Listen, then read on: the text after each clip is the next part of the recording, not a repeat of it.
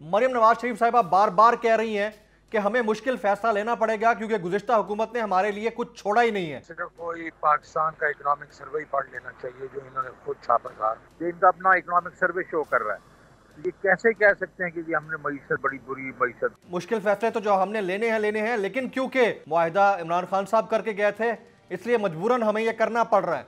तो यार हमने तो सितंबर में IMF से निकल जाना था। हमारी तो परफॉर्मेंस ही ऐसी थी कि हमने 8 ट्रिलियन पे टैक्स जो है वैसे ही लेके चले जाने। बहुत सारे हमारे जो इकोनॉमिस्ट हैं पाकिस्तान के, चाहे वो मुल्क से बाहर हों या इधर, वो कह रहे हैं कि टेक्निकली पाकिस्तान डिफॉल्ट हो चुका है। दुनिया बाहर की दुनिया है, वो ये चाहती है कि एक मुस्तनद किस्म की हुकूमत हो जो कि से वो डील कर सके। जैसे IMF कंडीशन डाल रहा है, आप और ये जब डालेगा और आपकी महंगाई और ज्यादा बढ़ जाएगी तो पॉलिटिकल जो कैपिटल है और खर्च हो जाएगा आपका।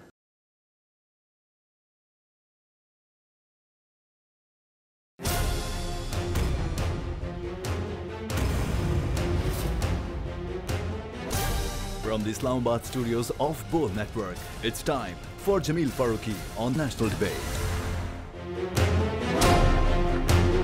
Good evening, welcome to National Debate. मुल्क में इस वक्त सियासी बेयकीनी सर चढ़कर बोल रही है। लोगों का दावा है कि जिस मुल्क के अंदर सियासी बेयकीनी होती है, मुआशी अदम इस्तेहकाम उसका मुकद्दर बन जाता है। इस वक्त हुकूमत वक्त के जो हुक्मरान हैं या रिप्रेजेंटेटिव्स हैं या वज़रा हैं या तर्जुमान हैं, वो इलेक्शन से भागने की बात कर रहे हैं। वज़ीर कानून बार बार ये कह चुके हैं कि हमारे पास आईनी मामलात को वक्त पर ना कराने का मतलब ये है कि आइन से रूगर्दानी नहीं। अगर आइन से ये रूगर्दानी नहीं है तो क्या है? इस सारी धमाचौकड़ी में इंपॉर्टेंट चीज़ ये है कि दोनों सूबे जिनकी असम्बलियाँ तहलील हो चुकी हैं, उनके गवर्नर्स इस बात के ऊपर मुसर हैं कि इंतखाबात वक्त पर ना हो और उसकी बाकायदा दलाइल पेश किए जा रहे हैं। जब दलील इस तरह से दी जा रही है तो फिर सियासी अदम इस्तेहकाम तो वाजिब है, और अगर सियासी अदम इस्तेहकाम होता है तो मुआशी अदम इस्तेहकाम को कौन रोक सकता है? ऊपर से पाकिस्तान के अंदर IMF का मिशन बैठा है। IMF का मिशन टेक्निकल टॉक्स ऑलरेडी कर चुका है, पॉलिसी लेवल टॉक्स शुरू हो चुकी हैं। उसमें क्या डिसाइड होता है ये पाकिस्तानी कौम का मुकद्दर है। लेकिन मुल्क के वजीर आजम आज़ाद कश्मीर की कानून साज असम्बली में खड़े होकर IMF के एक एक खाता चेक करने के हवाले से क्या कहते हैं, मुलाजा कीजिएगा। मामला यहीं पर नहीं रुकता है। मरियम नवाज शरीफ साहिबा ने मुल्तान में कन्वेंशन में अपने कारकुनान के सामने यह बात भी कह डाली कि महंगाई का कड़वा घूंट है, हमें पीना पड़ेगा क्योंकि हालात ऐसे हैं, और इसका मुद्दा भी गुज़िश्ता हुकूमत पे ना डालने की बात करते हुए बिल आखिर गुज़िश्ता हुकूमत पे डाल दिया और कहा कि महंगाई हो रही है तो उन्हीं के IMF के साथ किए जाने वाले मुआहदे के असरात के तहत हो रही है। अब सवाल यह है कि महंगाई आखिर हो रही है तो क्यों हो रही है? पाकिस्तान अगर IMF मुआहदे में चला भी जाता है तो इसके नतायज क्या होंगे? क्या वाकई गुज़िश्ता हुकूमत के किए गए इक़दामात का शख्साना है कि इस हुकूमत को महंगाई करना पड़ रही है, या फिर मामलात यकसर मुख्तलिफ हैं? आज की नेशनल डिबेट में इसी पर बातचीत होगी। Agenda on the national debate पर बात करने से पहले हम बात करेंगे ट्रेंडिंग टुनाइट की। ट्रेंडिंग टुनाइट आज का हमारा hashtag political crisis. Hashtag political crisis. मुझे जमील फारूकी कहते हैं। आप मेरा प्रोग्राम नेशनल डिबेट बोल न्यूज पर मुलाजा करते हैं। ऑन द डिबेट टुनाइट आज के हमारे मौजूद मेहमान हैं पाकिस्तान के मोतबर माहिर मुआशियात, साबिक वफाकी वजीर बराए खजाना सेनेटर शौकत तरीन साहब। मैं साबिक वफाकी वजीर खजाना सेनेटर शौकत तरीन साहब को इस 1-on-1 नेशनल डिबेट में खुशामदीद कहता हूँ। सेनेटर साहब, बहुत शुक्रिया आपके वक्त का। आप मुल्क से बाहर हैं, इसके बावजूद हमारे लिए टाइम निकालते हैं, हम आपके बहुत ही ममनून हैं। पाकिस्तान के अंदर जो सूरत हाल चल रही है, आपसे बेहतर उसका कोई जवाब नहीं दे सकता। मरियम नवाज शरीफ साहिबा बार बार कह रही हैं कि हमें मुश्किल फैसला लेना पड़ेगा क्योंकि गुज़िश्ता हुकूमत ने हमारे लिए कुछ छोड़ा ही नहीं है। पहले तो इस इंप्रेशन को आप किस तरह करेक्ट करेंगे जो वो पोर्ट्रे करने की कोशिश कर रही हैं? यार इनको तो सिर्फ कोई पाकिस्तान का इकोनॉमिक सर्वे पढ़ लेना चाहिए जो इन्होंने खुद छापा था मई 2022 में, जिसके बीच में ये लिखा गया था, इन्होंने खुद छापा, खुद साइन किए, इनके मिनिस्टर्स ने साइन किया। ये जो हमारी आखिरी 2 साल की जो परफॉर्मेंस थी वो पूरा का पूरा कोई तकरीबन 17 साल में सबसे बेहतरीन थी, जिसमें माशी जो तरक्की थी, सेक्टोरल जो तरक्की थी, उसके बाद हाईएस्ट एक्सपोर्ट थी और बढ़ती हुई एक्सपोर्ट थी। हाईएस्ट नंबर रेमिटेंसेस थी और बढ़ती हुई रेमिटेंसेस थी। हाईएस्ट टैक्स से कलेक्शन थी और बढ़ती हुई टैक्स कलेक्शन। और इसी तरीके से हमने कोई तकरीबन 5.5 मिलियन नई जॉब क्रिएट की थी। ये इनका अपना इकोनॉमिक सर्वे शो कर रहा है। ये कैसे कह सकते हैं कि जी हमने मईशत, बड़ी बुरी मईशत छोड़ी। और फिर 182 रुपए पे हमारा जो था डॉलर था। हमारे रिजर्व उस वक्त जो थे जो वोट ऑफ नो कॉन्फिडेंस से पहले $16.5 बिलियन के थे स्टेट बैंक के रिजर्व। तो ये कैसे बातें कर रहे हैं कि जी हमें तबाह हाल, क्योंकि इनके पास और कोई और चीज तो कहने की है ही नहीं ना। क्योंकि ये तो अच्छा, ये जब से इनकी नई हुकूमत आई है तब से ये चूरन बेचने की कोशिश कर रहे हैं, सारे के सारे, इनकी मिनिस्ट्री भी और ये भी।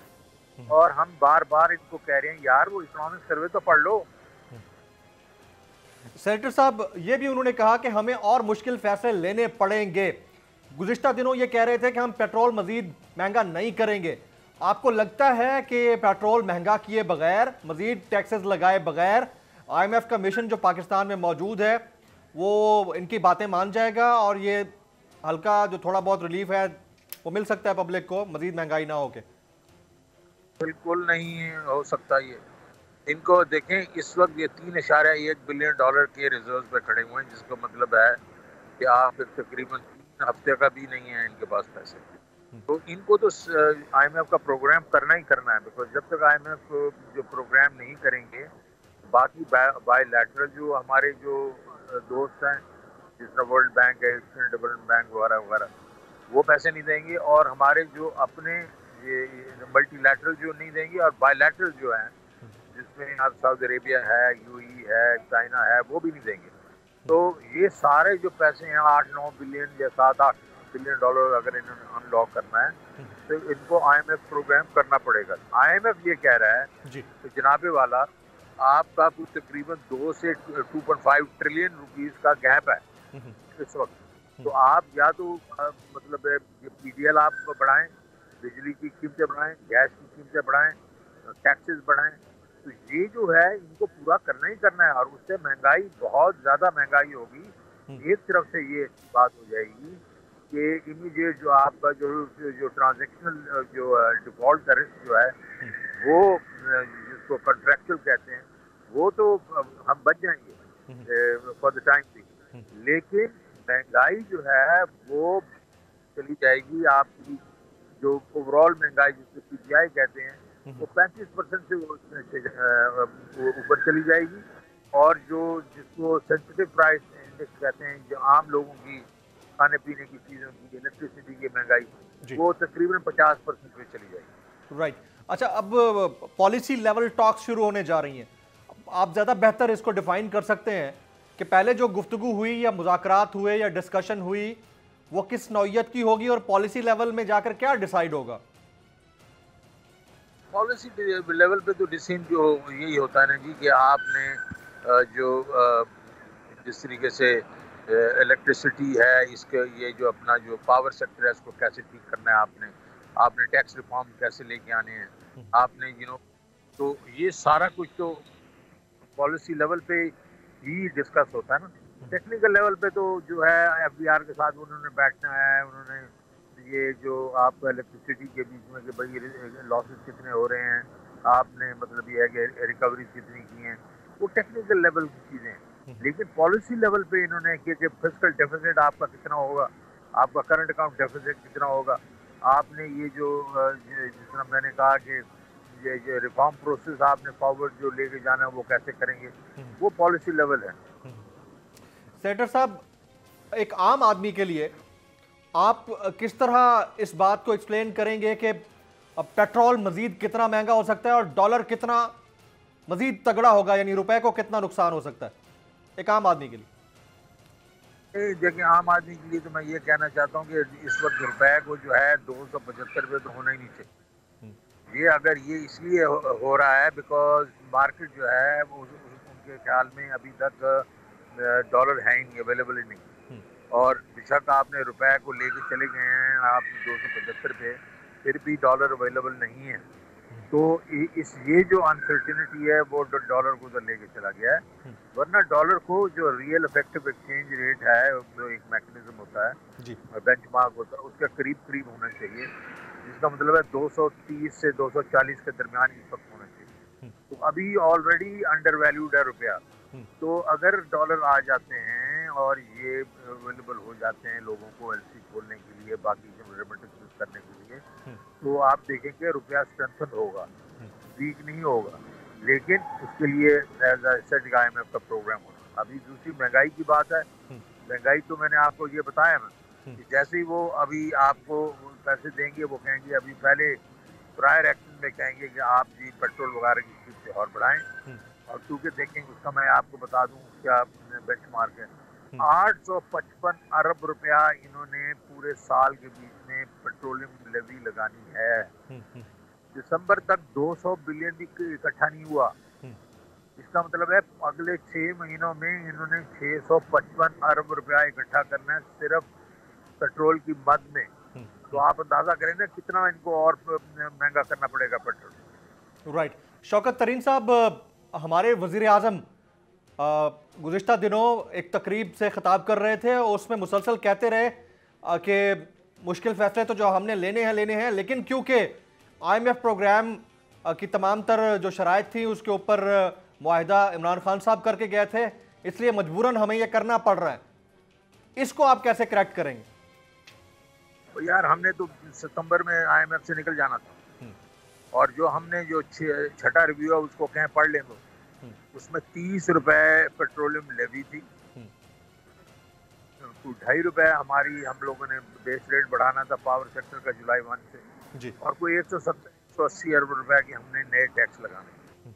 हमने कोई पेट्रोलियम पे टैक्स नहीं, उसमें गैस पे टैक्स नहीं लगाना था, हमें वो रिक्वायरमेंट नहीं।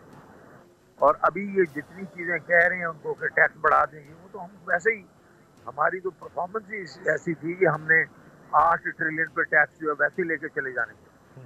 और दूसरी चीज़ है कि हमने इंटरेस्ट रेट तो इतने बढ़ाए नहीं थे। तो ये तो मारा मारी इनकी वजह से हुई है, जो इन्होंने आके वावेला मचाया था, उसकी वजह से बैंक जो है वो उन्होंने अपने रेट वगैरह बढ़ा दिए। हमारे तो रेट 11.25 था, और हमारा जो उस वक्त की इन्फ्लेशन थी वो 12.27 थी। हम उसके करीब करीब वो ये तो हेडलाइन इन्फ्लेशन थी ना हमारी जो कोर इन्फ्लेशन तो इससे भी कम थी। तो हम तो रेट भी ना बढ़ाते, तो बिजनेसेस अपनी चलती रहती। 6% का हमारा ग्रोथ रेट है, वो चलता रहता, और हमने सितंबर में चलता करना था IMF को। तो ये तो सब इनके अपने करतूत हैं कि IMF ने पकड़ के इनको ऐसा लंबा लिटा दिया है और कहा है भाई ये चीजें करो तुम, बनाम तुम्हें पैसे नहीं देते। हमारे पास तो पैसे थे, हमने तो और तरीकों से भी मार्केट से ले लेते, क्योंकि हमारे पास तो उस वक्त जो क्रेडिट डिफॉल्ट स्वैप थी वो 5% से नीचे थी। तो हमने जो आखिरी जो किया वो तकरीबन 7.95 पे किया। तो अब तो इनको करीब नहीं मिलेगा।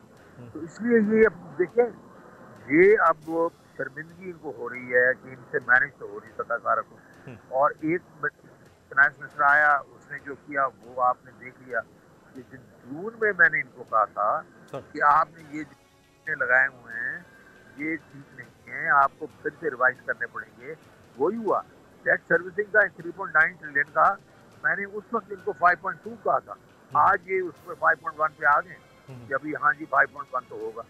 तो ये एक किस्म की मिस बजटिंग, मतलब एक एमेच्योरिश किस्म की एक्सरसाइजेस करते रहे, उसकी वजह से एक तो उन्होंने खराब किया। फिर डार साहब आ गए, डार साहब ने बढ़ के मारना शुरू कर दी, मैं रुपए को 200 से नीचे लेके चला जाऊंगा, मैं आंखों में आंखें डाल दूंगा IMF के, और फिर आई डोंट केयर। और इस किस्म की चीजें, तो उससे जो है 5 महीने और गुजर गए हैं। उससे ये है कि डॉलर कम हो गया, उसकी वजह से जो है अनसर्टेनिटी और हो गई है। तो ये हमारी वजह से नहीं हुआ, ये अपने इनकी जो एक किस्म से परफॉर्मेंस है वो पाकिस्तान की इकोनॉमी यहाँ लेके आ गया। राइट। अब शौकत तरीन साहब, जिस तरह आपने कहा कि IMF के आगे लंबे लेट गए हैं, अगर इसी टर्मिनोलॉजी को मद्देनजर रखा जाए, इतना कुछ होने के बावजूद और उनके सामने लंबा लेटने के बावजूद पाकिस्तान IMF प्रोग्राम में वापस जा पाएगा, या अभी भी इसमें अंदेशा है? क्योंकि कुछ लोग कह रहे हैं कि मिसट्रस्ट है इस गवर्नमेंट के ऊपर और हालिया सेटअप के ऊपर IMF का। लेकिन मिसट्रस्ट तो होगा, क्योंकि देखें जिस तरीके से इन्होंने उनके साथ डील किया है, तो पहले तो इन्होंने उनको डरा ही दिया कि यार वो तो पिछली हुकूमत तो ये फिस्कल डेफिसिट बहुत लंबा छोड़ के गई है, और करंट अकाउंट डेफिसिट बहुत लंबा छोड़ के गई है। पता चला कि वो तो ऐसी बात नहीं थी। फिर उसके बाद इन्होंने आके जब उनको बढ़ती चढ़के मारी हैं, तो मिसट्रस्ट तो है, लेकिन क्या हमारे पास चॉइस है? I don't think so. जो भी होगा इनको वो करना पड़ेगा जो वो कहेंगे। हाँ, ये और बात है कि वो शायद चाहें कि ये जो अपोजिशन है वो भी एक किस्म से उसको एग्री करे। वो तो फिर हमारी लीडरशिप पे है कि वो करते हैं या नहीं करते। राइट। अब अगर आपको एक कंपैरेटिव एनालिसिस या कंपैरिजन ड्रॉ करना पड़े बिटवीन मिफ्ता इस्माइल एंड इसहाक डार, तो आपको लगता है दोनों में से कोई बेहतर था या दोनों ने बेड़ा गर्क ही किया है 10 महीने में? दोनों ने अपना हिस्सा बीच में डाला है ये तबाही में। मतलब दोनों में से बेहतर कोई नहीं है। अभी तो वो नाराज कर रहे हैं मिफ्ता इस्माइल साहब इसहाक डार साहब से। वो निकाल दिए गए हैं ना, तो उसको इसलिए तो आई थिंक दुखी हैं।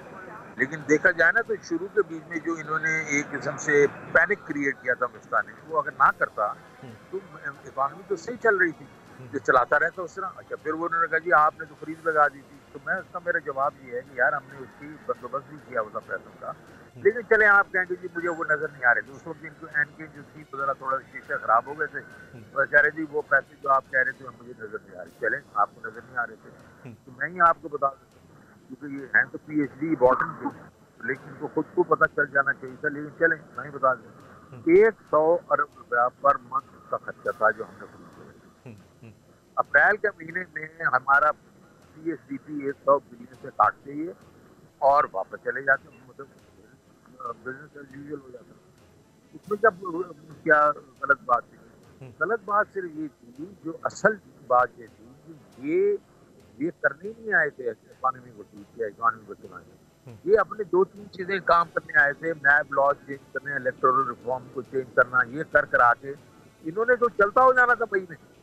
मई की 25 तारीख को तो जब ये गए 22-23 को IMF को दुआ में मिलने, तो ये वापस आ गए थे बगैर किसी एग्रीमेंट के। और इन्होंने उस वक्त लीडर्स ने ये कहा कि हम गन का टोकरा अपने सर पे उठा के नहीं फिरेंगे, हमें वी मस्ट लीव। तो ये तो कह चुके हैं, पब्लिक मीटिंग में कह चुके हैं। तो अभी ये किस बात पे शोर मचा? उन्होंने इनएक्टिव किया, पैनिक क्रिएट किया। जब पैनिक क्रिएट किया तो अब उनके गले में आ गया पैनिक। Very right. शौकत तरीन साहब हमारे साथ मौजूद रहिएगा। ख्वातीन हज़रात, एक ब्रेक के बाद जब तो हमने शौकत तरीन साहब से बात करनी है कि ये जो टेक्निकल डिफ़ॉल्ट की टर्मिनोलॉजी है ये किस वक्त इस्तेमाल की जाती है, क्या खुदा न ख्वास्ता पाकिस्तान उस नहज तक पहुंचा है, निकल पाएगा, नहीं निकल पाएगा, और साथ साथ जो पॉलिटिकल क्योज है, डिजिटल मरदमशुमारी की बात कर दी है आज वफाकी वज़ीर बराए IT ने, और वो डिजिटल मरदमशुमारी अगर होती है तो इंतखाबात तो गए, फिर पॉलिटिकल क्राइसिस रहा तो इकोनॉमिक क्राइसिस और कितना बढ़ सकता है। After this break.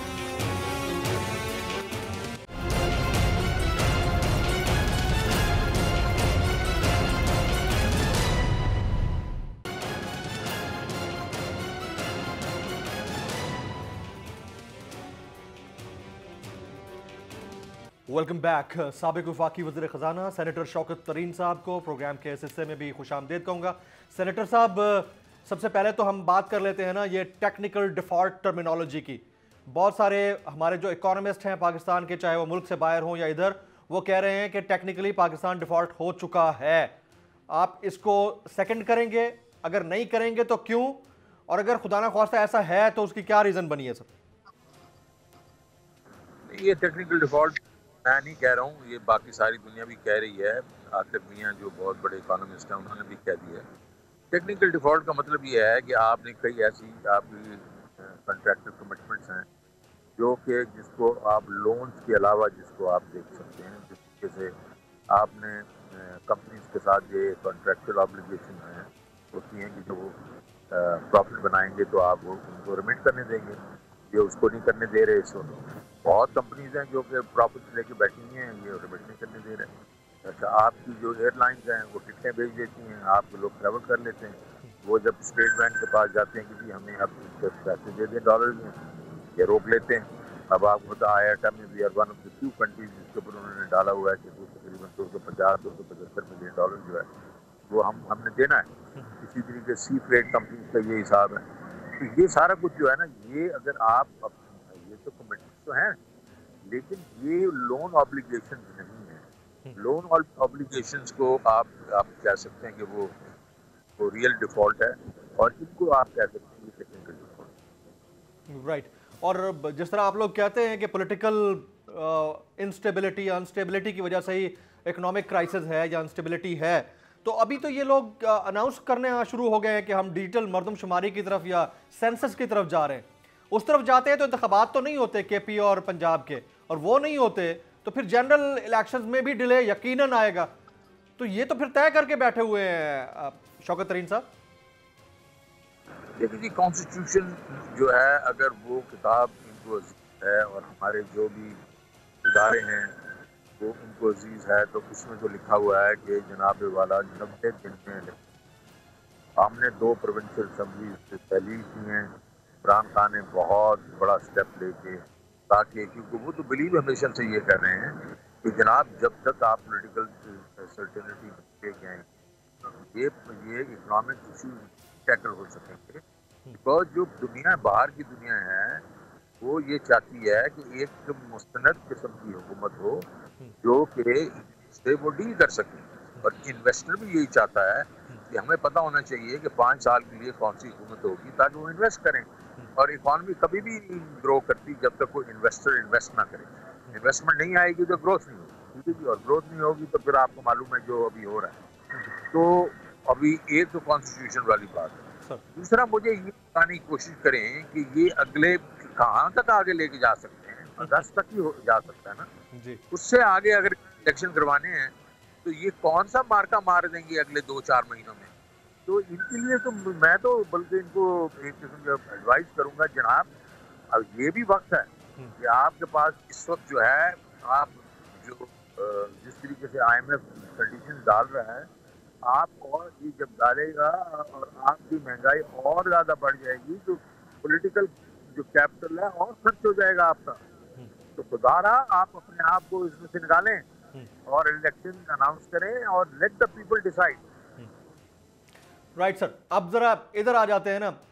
Currency Pakistan की आज हालत ये है कि एथियोपिया की करेंसी पाकिस्तान से बेहतर है, बांग्लादेश की पाकिस्तान से बेहतर है, इवन अफगानिस्तान की करेंसी पाकिस्तान से बेहतर है।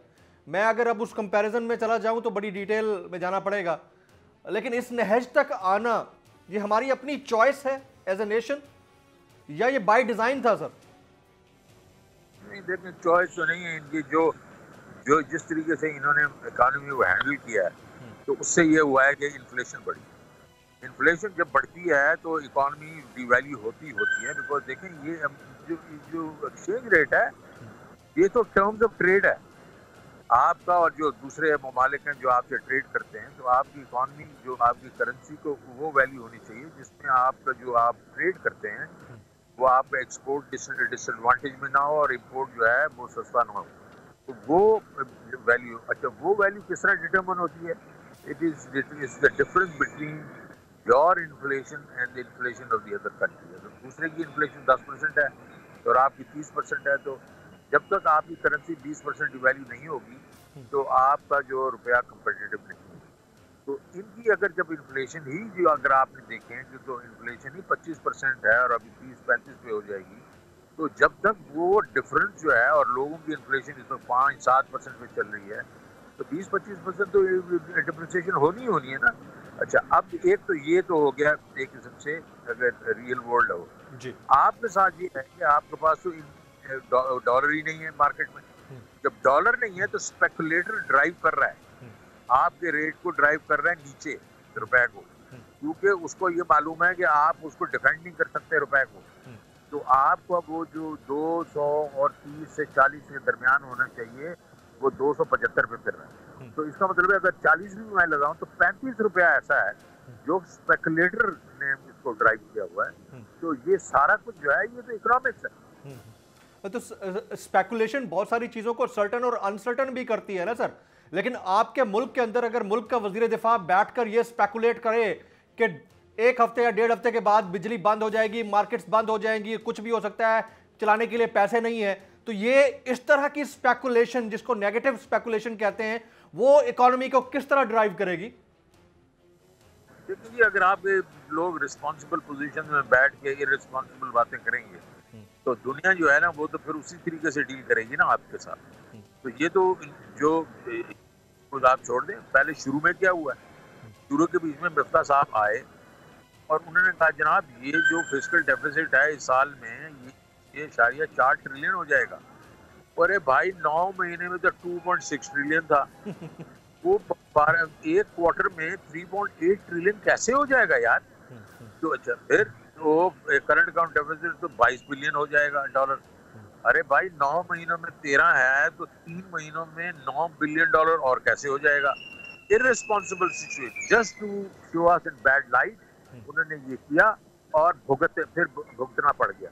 तो उससे ये हो गई, एक साइड में इंटरेस्ट रेट बढ़ना शुरू हो गया क्योंकि बैंकर्स ने कहा अरे भाई 3.8 ट्रिलियन इन्होंने हमारे से बोरो करना है 3 महीनों में, तो इसका मतलब है रुपए की कीमत हम चढ़ाएं, मतलब इंटरेस्ट रेट चढ़ा दें। उन्होंने चढ़ा दिए। उन्होंने के बाद दूसरों ने कहा कि वो 9 बिलियन डॉलर इनको चाहिए और इसका मतलब लोगों ने डॉलर होल्ड करना शुरू कर दिया। तो इररिस्पॉन्सिबल जो statement from responsible people in responsible positions होती हैं वो इस किस्म के नताइज आपके सामने लेके आती हैं, जिस तरह की अभी आपने जो बात की। राइट सर, अब जरा इन्फ्लेशन की इलास्टिसिटी की बात कर लेते हैं। एक आम आदमी के लिए, मैं बहुत सारे लोगों के बीच में बैठता हूं, जैसे आप बार्बर के साथ पास जाते हैं, आप कॉबलर के पास जाते हैं, उनसे आप बात करते हैं, वो फरमाते हैं कि जी देखिए महंगाई अब हो गई है, ये 6 महीने में कम हो जाएगी। I want to talk about the elasticity of this inflationary rate. ये जब ऊपर चला जाता है तो वापस आने में इसको कितना टाइम लगता है और इसकी जो रिवर्सल है उसकी प्रोबेबिलिटी कितनी हो सकती है तरीन साहब? वो डिपेंड करता नहीं, there are certain drivers of inflation और ड्राइवर्स ऑफ इन्फ्लेशन ऑब्वियसली आपका एक्सचेंज रेट है, ये एक ड्राइवर है क्योंकि आप काफ़ी चीज़ें इंपोर्ट करते हैं और ये एक्सचेंज रेट जो है उसको नीचे वापस लाना अपनी असल जगह के ऊपर वो ऑब्वियसली टाइम लेता है।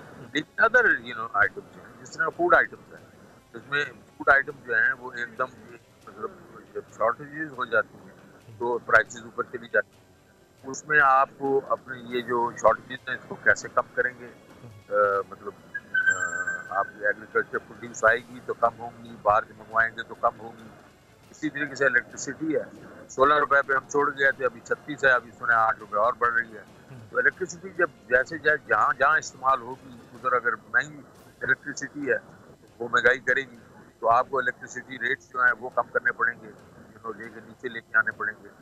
इसी तरीके से मतलब पेट्रोल है, पेट्रोल की जो कीमतें ये बढ़ा रहे हैं क्योंकि ये रेवेन्यू पे शॉर्ट है, तो अगर ये रेवेन्यू और तरह से बढ़ा सकते हैं, अपने टैक्स बढ़ा सकते हैं और रेवेन्यू जो ये पीटीएल वगैरह कम कर सकते हैं तो उससे भी कमी होगी। तो इट ऑल डिपेंड्स ऑन के जो ड्राइवर्स हैं उनको अगर कैसे कंट्रोल करते हैं, जो आपके इन्फ्लेशन को ड्राइव करते हैं चीज़ें कैसे कंट्रोल करते हैं। और इंटरेस्ट रेट्स हैं आपके, अब 17% पे जो डिस्काउंट रेट है उसके ऊपर मतलब लोग बोरो कर रहे हैं 21-22% पे, तो 21-22% पे बोरो करके कोई चीज़ बनाएगा तो वो इन्फ्लेशन को तो आप मतलब जो प्रोडक्ट बनाएगा उसको महंगा करेगा। तो उसको अगर आपने इंटरेस्ट रेट्स को लेके आज आ गए आप सिंगल डिजिट में तो वो भी एक ड्राइवर है। अब बहुत सारे टीवी चैनल्स पोर्ट्रे ये करते हैं कि करेंसी जब डीवैल्यू हो रही है और डॉलर मजीद तगड़ा हो रहा है तो उससे मार्केट तेज होती है। ये फिनोमेना ये प्रोजेक्ट किया जाता है, ये वाकई ऐसा ही होता है तरीन साहब? डॉलर जो अगर स्ट्रेंथन हो रहा है ना तो वो किसी वजह से हो रहा है ना, और स्ट्रेंथन हो रहा है एक इन्फ्लेशन की वजह से स्ट्रेंथन हो रहा है, बिकॉज आपके मैंने जिस तरह कहा है कि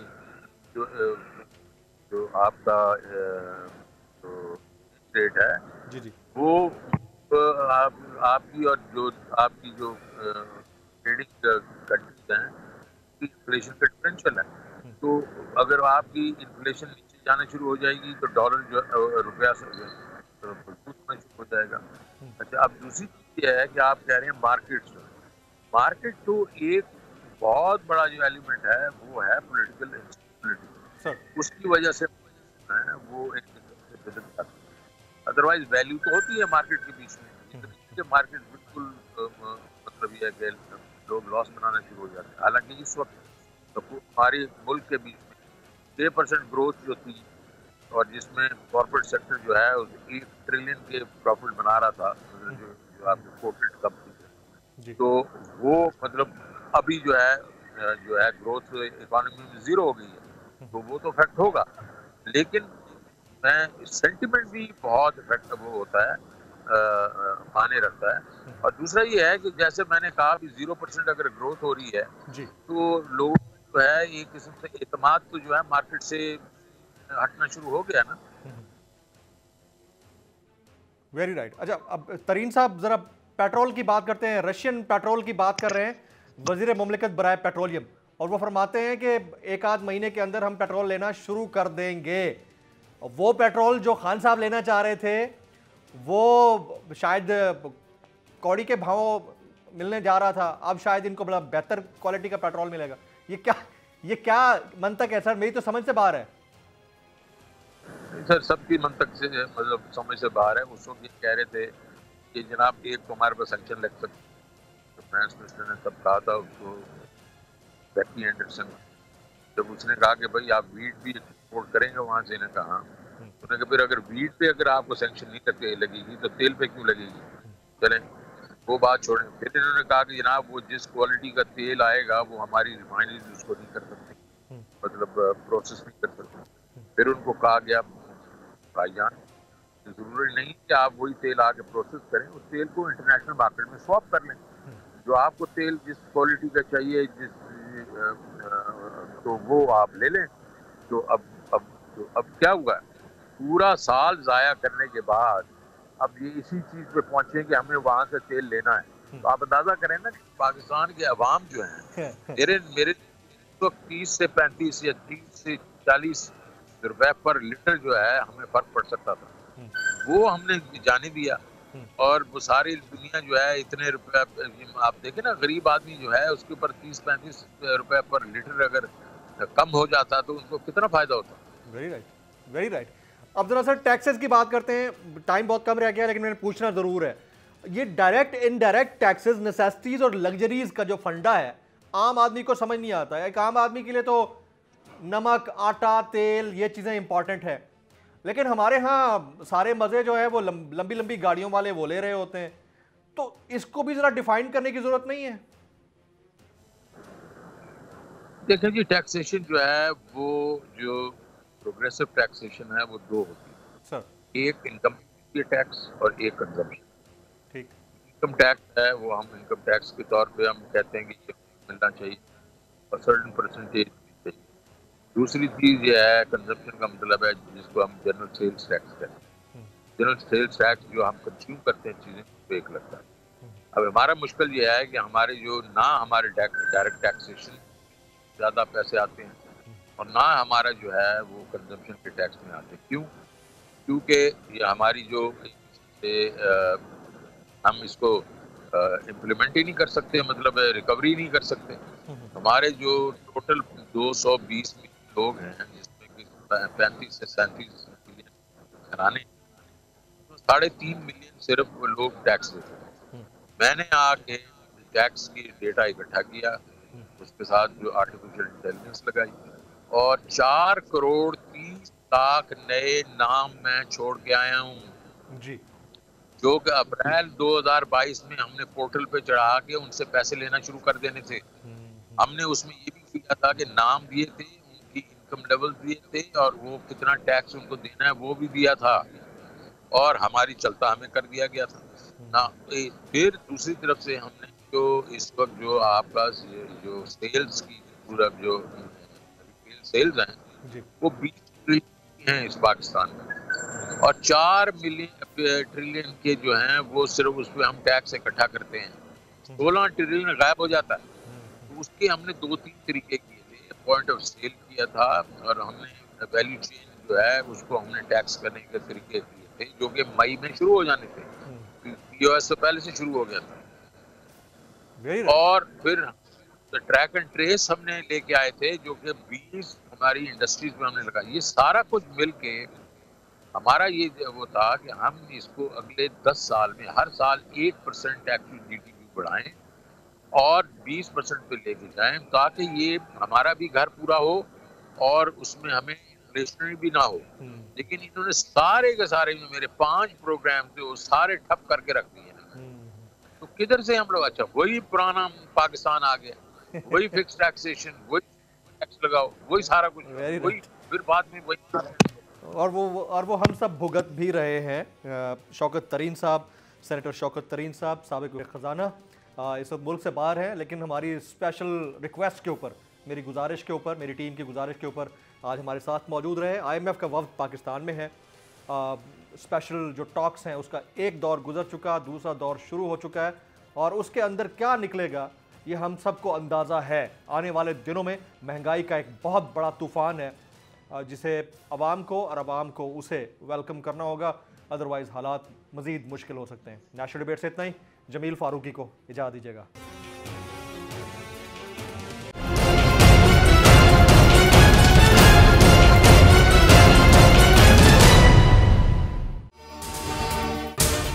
अगर आपको ये वीडियो पसंद आई हो तो सब्सक्राइब कीजिए और बेल आइकन जरूर हिट कीजिएगा। खूने नाहक बहुत पी चुकी ये जमीन, अब कोई दिन में ये खून उगलने को है। खत्म हो जाएगी ये तमाशागरी, वक्त पलटेगा रोजे जजा की तरह। ये जो पेशावर में ताजा लहू है बहा, एक क़यामत करेगा फलक पर बपा। गम की सलमनाक घड़ी में बोल सानह पेशावर में शहीद होने वालों के लवाहिकीन के साथ है। सब्सक्राइब करें और बेल दबाएं ताकि कोई खबर रह न जाए।